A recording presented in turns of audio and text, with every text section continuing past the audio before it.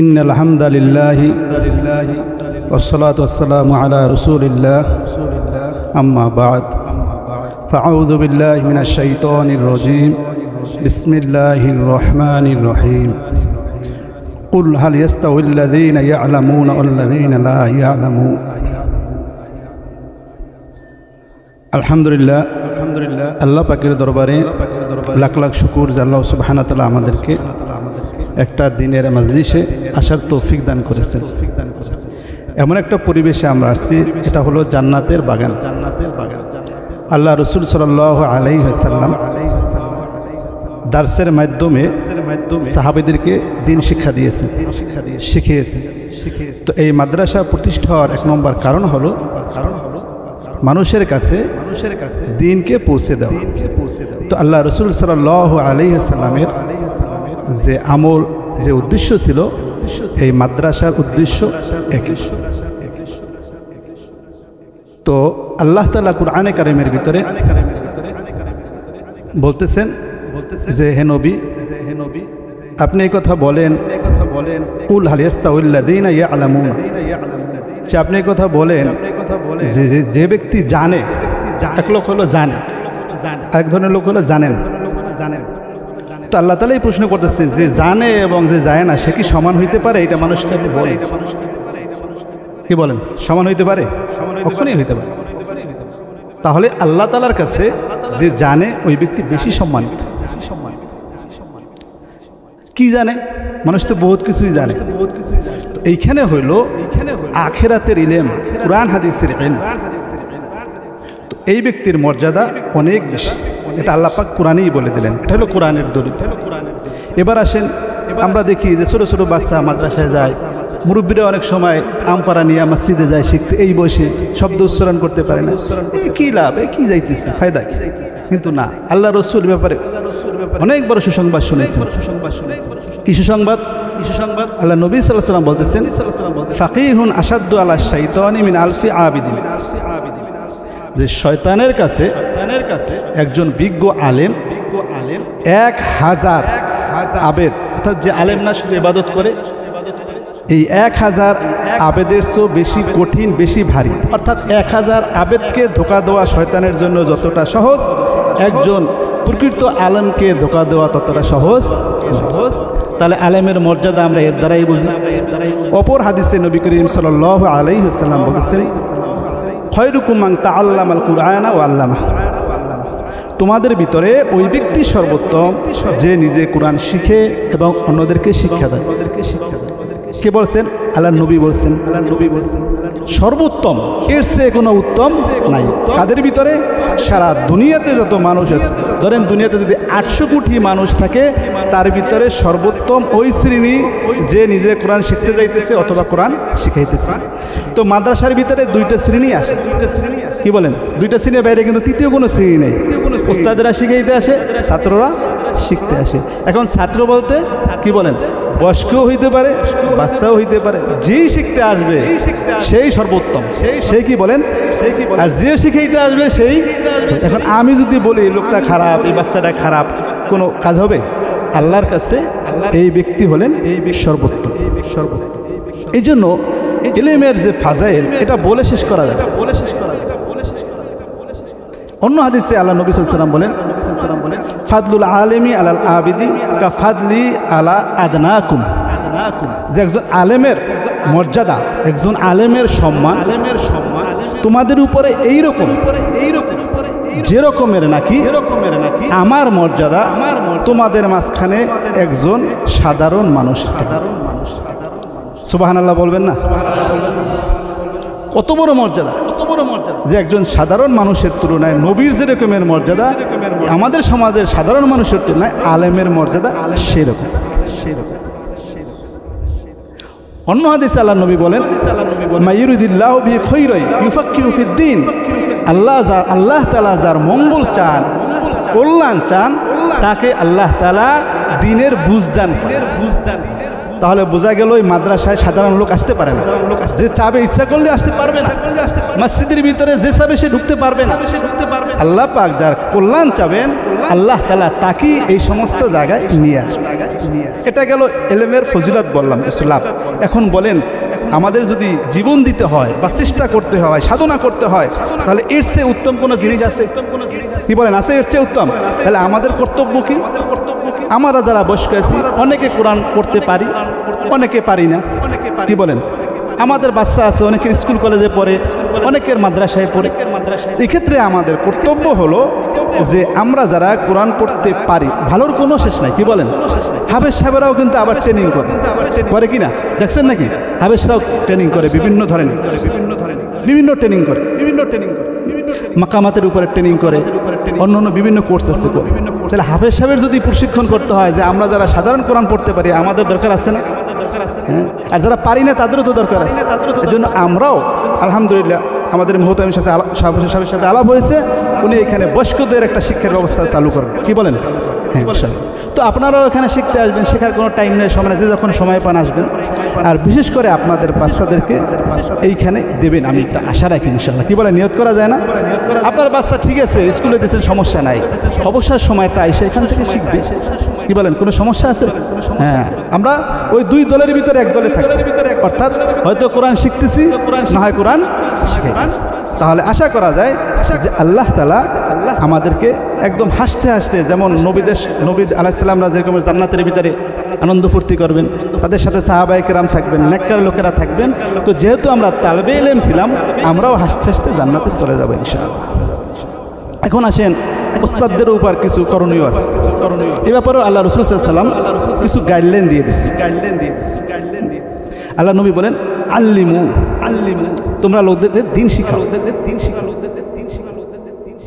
ওয়া ইয়াসসিরু, এটা কিন্তু গাইডলাইন শিক্ষকদের জন্য। সহজ করো। কি করো?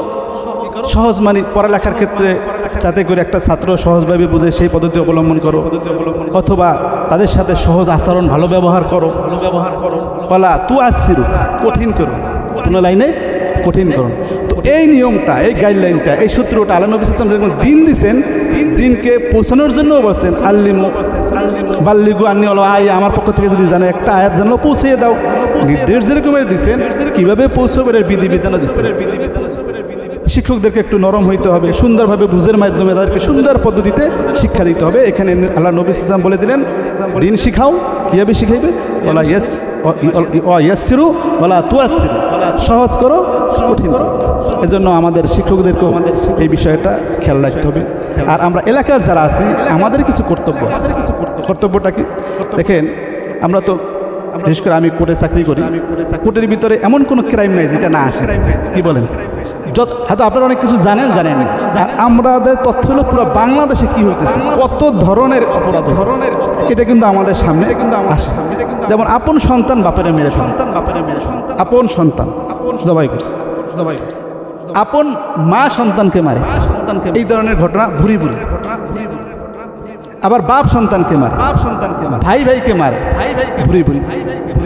এখন দেখেন, পুরো ঢাকা শহর বলবো না, সারা বিশ্বের ভিতরে আমরা সন্তানের ভবিষ্যতের জন্য বাড়ি করি, গাড়ি করি, টাকা ইনকাম করি, ব্যাংক ব্যালেন্স করি যে সন্তান ভালো থাকবে।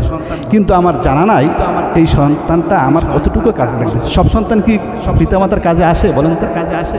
কি সবাই কি ভালো ব্যবহার করে? কখনোই না। তো এখন আমি যে সন্তানের জন্য করতেছি, নিষেধ করতেছি না, করতেছি, এটা হয়তো আমার কাজে আসতেও পারে, নাও আসতে পারে। কিন্তু আমি এমন একটা কাজ করলাম, যেমন মাদ্রাসা একটা প্রতিষ্ঠা করলাম, প্রতিষ্ঠায় সহযোগিতা করলাম, এখানে ছাত্র দিলাম, এটা হলো সদকায়ে জারিয়া।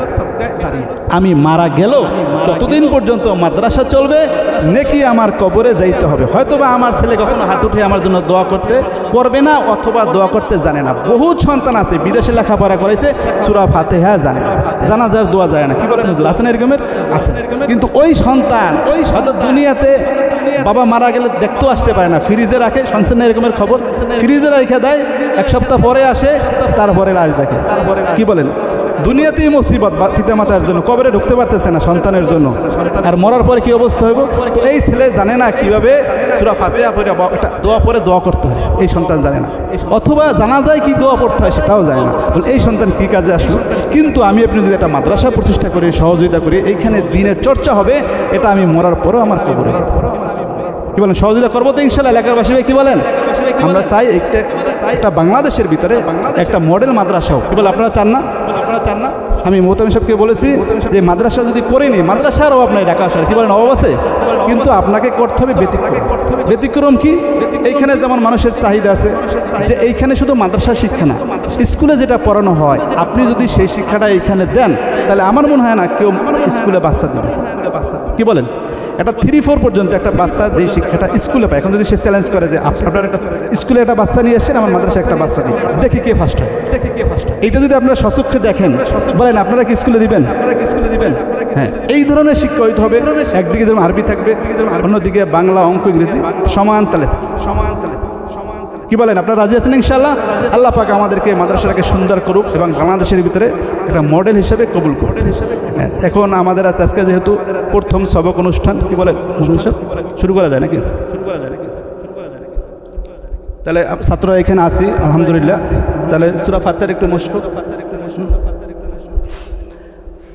আউযু বিল্লাহি মিনাশ শাইতানির রাজীম।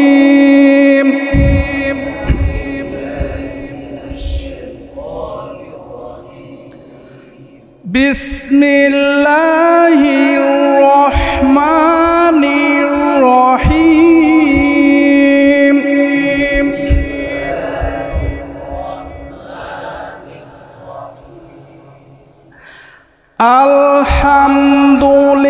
আলহামদুলিল্লাহি রাব্বিল আলামিন।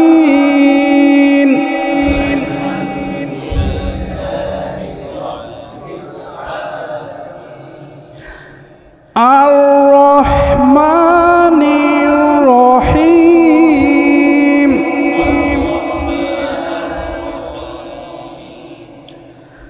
মালিকি ইয়াউমিদ্দিন।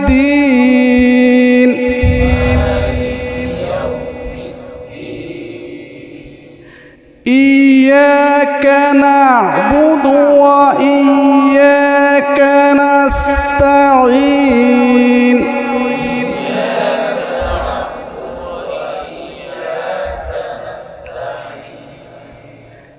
ইহদিনাস সিরাতাল মুস্তাকিম।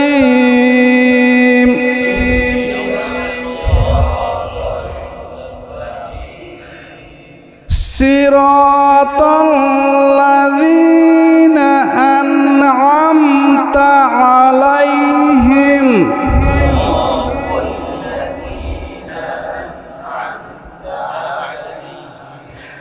গায়রিল মাগদুবি আলাইহিম ওয়ালাদ-দাল্লিন।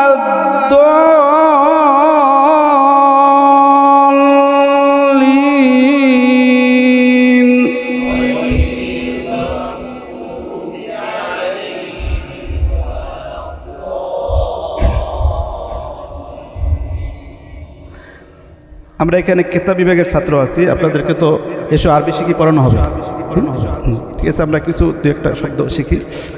যেমন একটা হলে লেখাপড়া কিতাব থেকে পড়া, আর হলে নিজেরা চর্চা করা। নিজেরা যদি চর্চা করেন এই পড়াটা, তাহলে সহজেই মুখস্থ হবে। তাহলে আমরা কিছু শব্দ বলি আরবিতে। শুরুতেই বলি যে বাবুন, দরজা। বাবুন অর্থ কি বলেন? বাবুন অর্থ নাফিজাতুন, জানালা। নাফিজাতুন মিরাহাতুন, পাখা বা ফ্যান। পাখা বা কিতাবুন, একটি বই। কিতাবুন মানে কি? কিতাবুন মানে কলামুন, একটি কলম। হাযা অর্থ কি? ইহা। হাযিহি অর্থ ইহা। হাযিহি ইহা। হাযা ইহাটা হলো মুয়ান্নাস। হাযা হাযিহি, এটা পরে শিখাবো। হাযা হাযিহি অর্থ ইহা বা এটি। হাযা হাযিহি অর্থ কি? যালিকা তিলকা, উহা বা ওটি। দূরের জিনিস বোঝানোর জন্য যালিকা তিলকা মানে উহা বা ওটা। তাহলে আমরা একটা নিয়ম শিখি, গ্রামারের একটা নিয়ম শিখি। আমরা বাংলা ভাষায় সাধারণত বিভিন্ন লোককে ডাকি, কি বলেন? ডাকি না? এই শোনো, এই ডাকছি, এই ডাকি না, এই যে। তো আরবি গ্রামারেও এরকমের কিছু নিয়ম আছে, কোন কোন শব্দ দ্বারা মানুষকে সম্বোধন করতে হয় বা ডাকতে হয়, কোন কোন শব্দ দ্বারা কোনো ব্যক্তিকে ডাকা অথবা সম্বোধন করার জন্য যে হরফ ব্যবহার করা হয় ডাকার জন্য অথবা সম্বোধন করার জন্য, একে আরবিতে বলে হারফুন নিদা। কি বলে বলেন? হারফুন নিদা। আর যে শব্দের মাধ্যমে কাউকে যাকে ডাকা হয়, একটা হলো যে শব্দের মাধ্যমে ডাকলাম, এটাকে বলে হারফুন নিদা। আর একটা হলো যাকে ডাকা হয় তাকে কি বলে? তাকে বলে মুনাদা। তাকে কি বলে? মুনাদা। তো আরবিতে হরফের নিদায় ডাকার শব্দ কয়টি? আরবি ব্যাকরণে 5টা। হরফের নিদা কয়টি? হারফুন নিদা কয়টি বলেন তো? কয়টি? 5টি। কেউ বলতে পারবেন? 1 নম্বর হলো ইয়া। 1 নম্বরে কি? ইয়া রজুলুন। 1 নম্বরে কি? 1 নম্বরে কি? 2 নম্বর হলো আইয়া। 2 নম্বরে কি? 2 নম্বরে কি? 3 নম্বরে হাইয়া। গুনেন কিন্তু হারফুন নিদা কয়টি? হারফুন নিদা কয়টি? 1 নম্বরে, 2 নম্বরে, 3 নম্বরে, 4 নম্বরে আই। 4 নম্বরে কি? 4 নম্বরে কি? 5 নম্বরে আ। 5 নম্বরে কি? তাহলে কয়টা হলো? কে বলতে পারবে? 5টা। হ্যাঁ বলো, দাঁড়াই বলো। মাশাআল্লাহ, এখন এটা সবক হয়ে গেল, সারা জীবন আর বলবে না এটা। মাশাআল্লাহ, ঠিক আছে, আলহামদুলিল্লাহ। আজকে সবক আমাদের শুরু হলো, বাকি নিয়মিত ক্লাস ইনশাআল্লাহ শুরু হবে। এখন আপনাদের সামনে আমাদের মুহতামিম সাহেব কিছু কথা বলবেন।